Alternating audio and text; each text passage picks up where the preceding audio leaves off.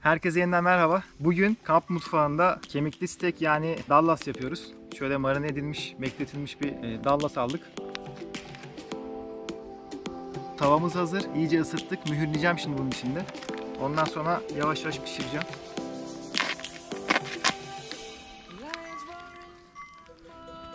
Evet, direkt tavanın üzerine koyuyorum. Etin olmazsa olmazı tuz ve karabiber.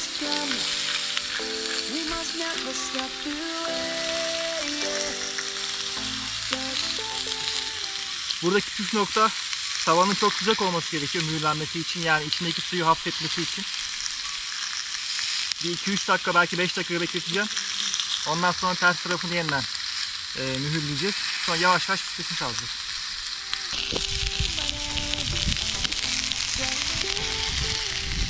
Etin bir tarafını mühürledik.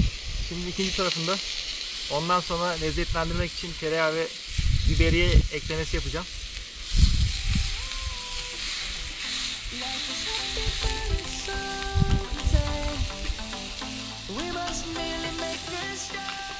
Evet, iki tarafını da mühürledik. Şimdi biraz daha lezzetlendirmek için tereyağı ekliyorum.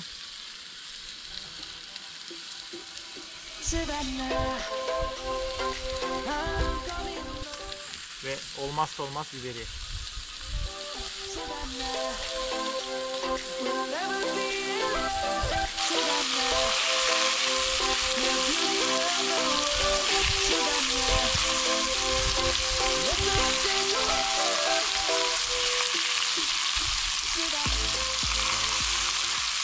Dallas steak hazır.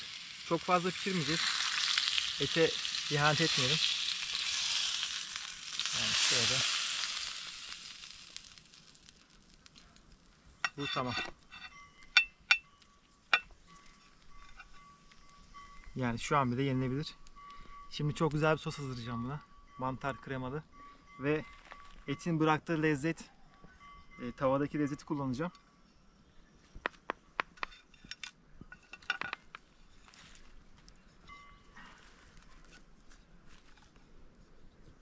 Soğan, sarımsak.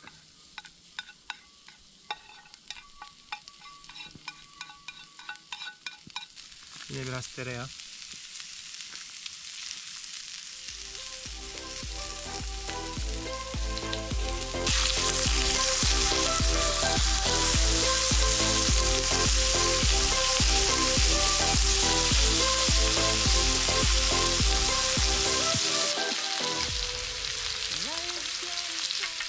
Soğan, sarımsakları soteledik güzelce. Şimdi şarap eklemesi yapıyorum. Kırmızı veya beyaz, ikisini kullanabilirsiniz.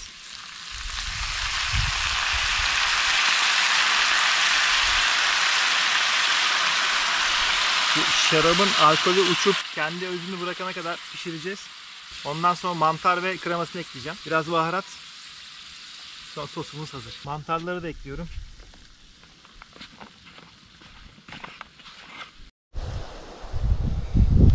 Evet, mantarları soteledik. Kendini bayağı bir kaybetti. Şimdi baharatlandıracağım.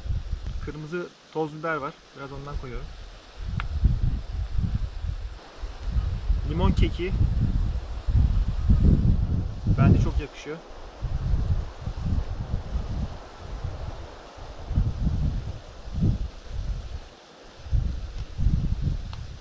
Ve maydanoz.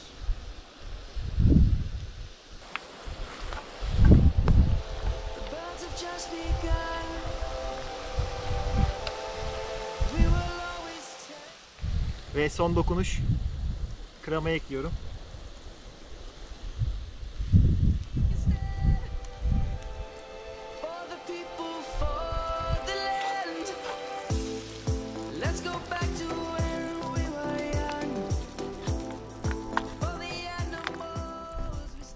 Krema biraz kendini çekecek, biraz koyulaşacak. Ondan sonra sos hazır.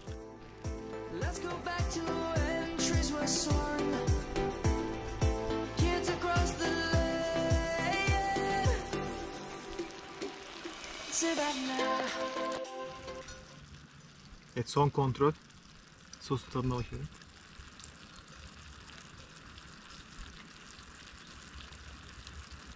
Tamam. Bu sos şu an tamam.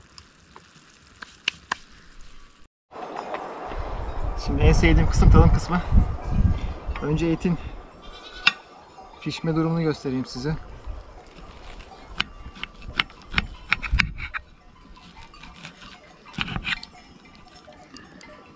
Yani ortadan biraz daha fazla pişmiş ama bence yine de bir daha şöyle tadına bakayım.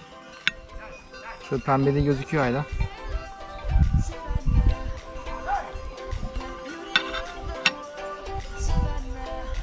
Yumuşacık olmuş ya. Sosun tadına bakayım.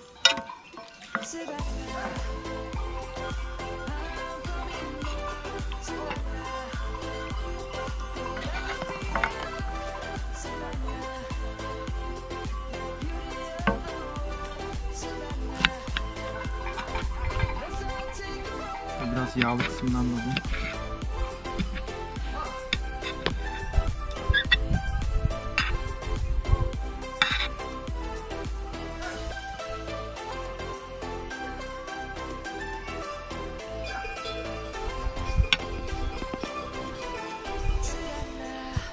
Çok iyi. Ben devam ediyorum. Görüşmek üzere.